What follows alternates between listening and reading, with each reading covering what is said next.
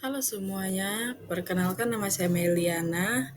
Saya di sini akan membawakan presentasi yang berjudul Pentingnya Menerapkan Sistem Teknologi Informasi pada Sekolah-sekolah yang Belum Mengalami Kemajuan. Nah, di sini di era digital ini, teknologi informasi telah menjadi tulang punggung dalam berbagai sektor, termasuk pendidikan. Namun, tidak semua sekolah memiliki akses yang memadai terhadap teknologi ini, terutama di wilayah terpencil atau tertinggal. Masih banyak sekolah yang belum menerapkan sistem teknologi informasi untuk mendukung proses belajar dan administrasi. Hal ini berdampak buruk bagi kesenjangan kualitas pendidikan antara wilayah maju dan tertinggal. Oleh karena itu, penerapan sistem teknologi informasi di sekolah-sekolah yang belum mengalami kemajuan menjadi langkah penting untuk meningkatkan mutu pendidikan secara merata. Manfaat teknologi informasi dalam pendidikan. Yang pertama, akses informasi. Akses informasi di sini sumber belajarnya bisa dari online, buku, jurnal, dan video pembelajaran yang lebih mudah diakses. Dalam hal ini sangat membantu proses informasi di mana yang kita dari buku biasa bisa menjadi online itu dan bisa kita baca, itu sangat memudahkan untuk kita mendapatkan informasi yang lebih jelas dan lebih update dan lebih mudah untuk dicari. Yang kedua, efisiensi administrasi. Digitalisasi efisiensi minimal nilai dan dokumen administratif. Nah, di sini digitalisasi administrasi ini sangat membantu dalam proses belajar mengajar atau dalam proses menginput data-data mahasiswa. Yang ketiga, pembelajaran intratekstif. Penggunaan teknologi seperti papan pintar membuat pembelajaran lebih menarik. Nah, di sini pembelajaran lebih menarik dalam artian anak-anak lebih suka belajar melalui teknologi, di mana teknologi yang ditawarkan itu sangat menarik. Gambar-gambar yang diupdate dari internet itu sangat menarik untuk mereka akses, itu membantu mereka dalam proses belajar. Namun di sini juga perlu diperhatikan dalam pemanfaatan teknologi ini anak-anak perlu diawasi dalam memilah internet mana yang baik dan yang buruk. Di mana dalam kondisi ini anak-anak sangat rentan untuk ingin mengetahui hal-hal yang tidak harusnya mereka ketahui. Di sinilah peran orang tua untuk melakukan penjagaan ketat, mengawasi anak-anak dalam melakukan akses internet melalui gadget. Yang keempat, keterampilan digital. Di sini keterampilan digital, siswa diajarkan keterampilan yang relevan dengan dunia kerja modern, di mana siswa ini diajarkan di sekolahnya diajarkan terlebih dahulu untuk melakukan hal-hal yang kreatif, hal-hal yang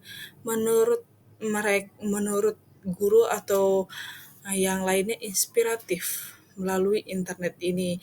Melalui internet mereka juga bisa mengakses berbagai kreasi, berbagai kreatif agar memudahkan mereka dalam melakukan pekerjaan sekolah atau tugas-tugas yang diberikan oleh guru-gurunya. Baik. Nah, di sini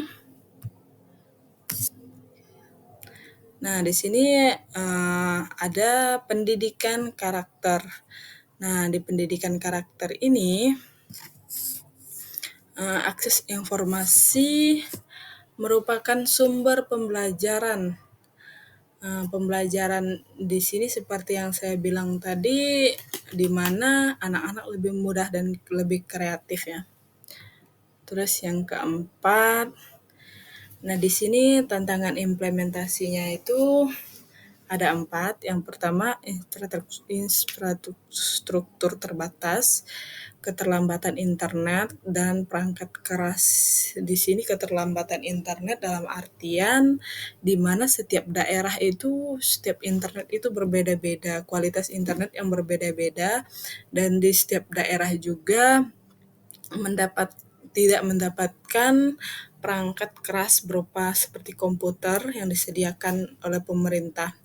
Nah, di sini juga menjadi tantangannya, di mana internet ini sangat sulit masuk dan sangat sulit untuk belajar dalam menggunakan teknologi informasi ini.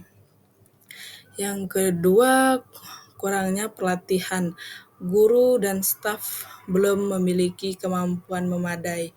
Di sini guru dan staf belum memiliki kemampuan memadai dalam artian bahwa tidak ada latihan tertentu dari pengalaman yang sebelum-sebelumnya karena masih melakukan sistem manual. Sistem manual ini yang menyebabkan guru dan staf tidak memiliki skill atau keterampilan dalam mengakses internet. Yang keempat, biayanya terlalu tinggi. Investasi perangkat keras dan pelatihan mahal. Nah, di sini di mana mereka belajarnya itu lebih sulit dan biaya yang digunakan juga terlalu tinggi dan tidak memadai. Di sini juga sangat mempersulit mereka untuk belajar menggunakan internet. Yang keempat, resistasi perubahan. Adaptasi teknologi baru sulit bagi sebagian pihak. Di sini dalam artian perubahan dalam suatu sistem atau suatu sekolah itu sangat mempengaruhi ke depannya, di mana mereka yang sudah terbiasa melakukan hal-hal manual terus harus beradaptasi dengan hal-hal yang modern itu sangat sulit. Dan itu juga seperti yang sudah saya bilang tadi, itu memerlukan pelatihan khusus dan memerlukan bimbingan khusus atau pelatihan atau seperti privat les untuk melakukan hal tersebut. Nah, di sini ada studi kasus. Studi kasusnya itu di daerah sekolah dasar di Jawa Tengah. Di sini saya akan memberikan studi kasus sebuah sekolah dasar di Jawa Tengah menerima bantuan berupa komputer dan akses internet dari pemerintah serta organisasi non-profit. Guru juga mendapatkan pelatihan untuk memanfaatkan teknologi ini.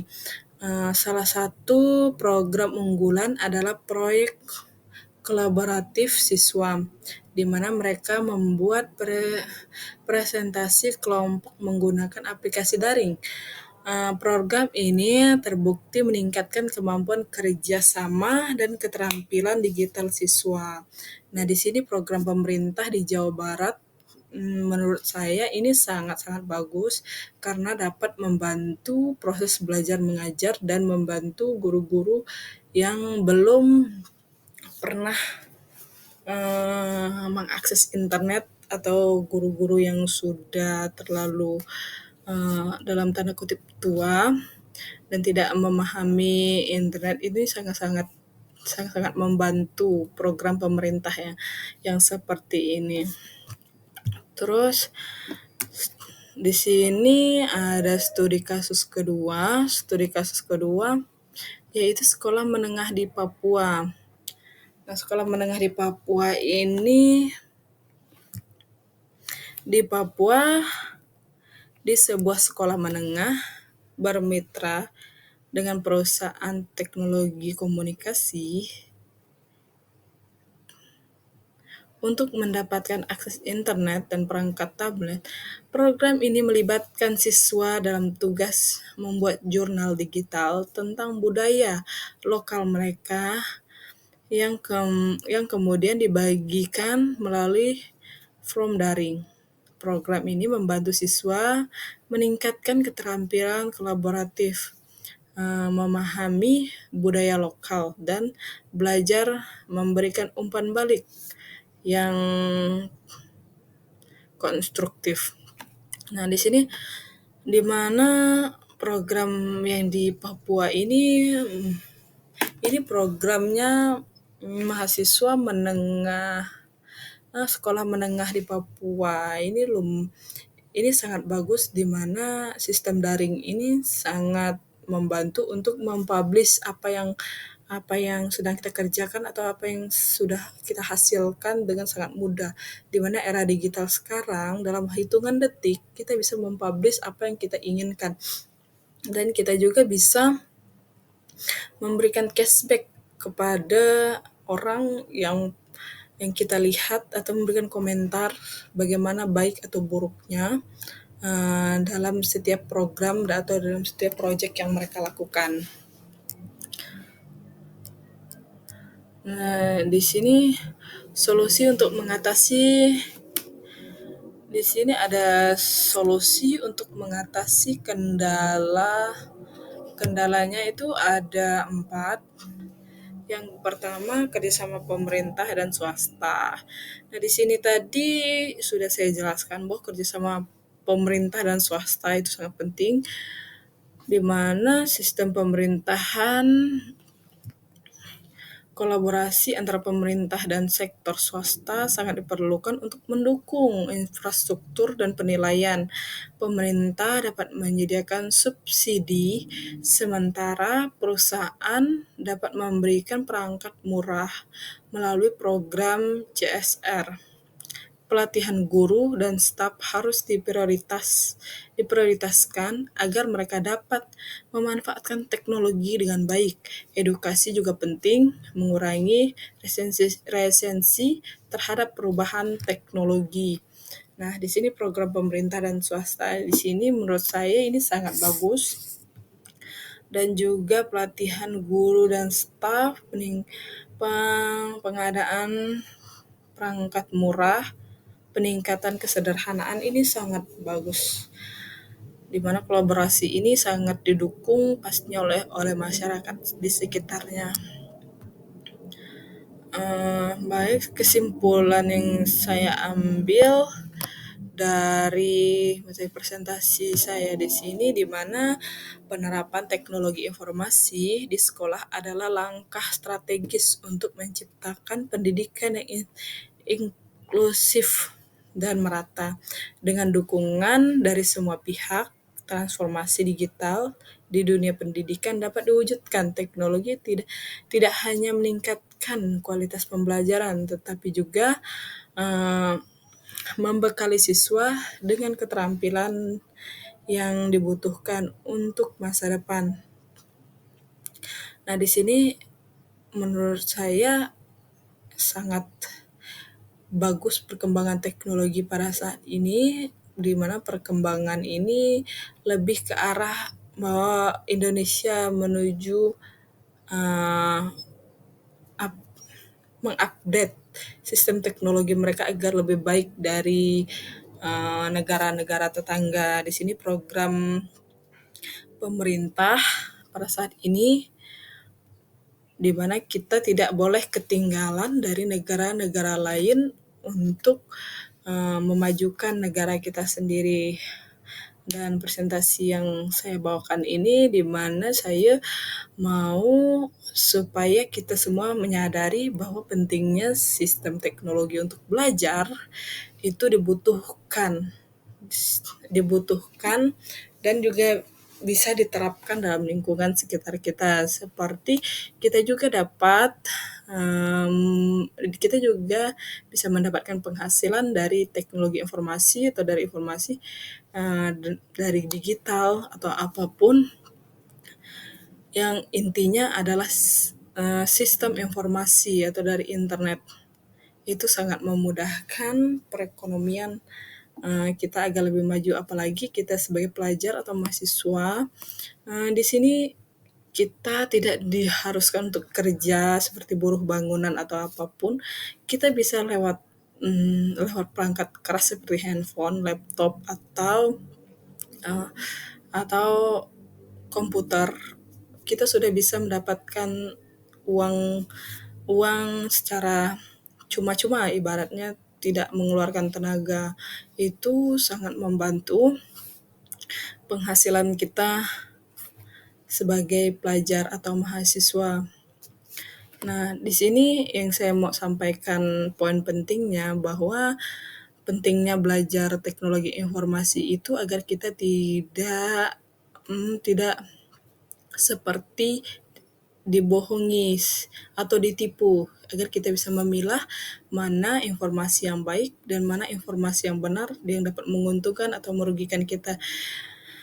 Dan oleh sebab itu makanya teknologi informasi sangat diterapkan dalam pendidikan dasar atau pendidikan menengah atau perguruan tinggi, supaya kita tidak termanipulasi oleh penipuan atau apapun yang berbentuk merugikan diri kita sendiri.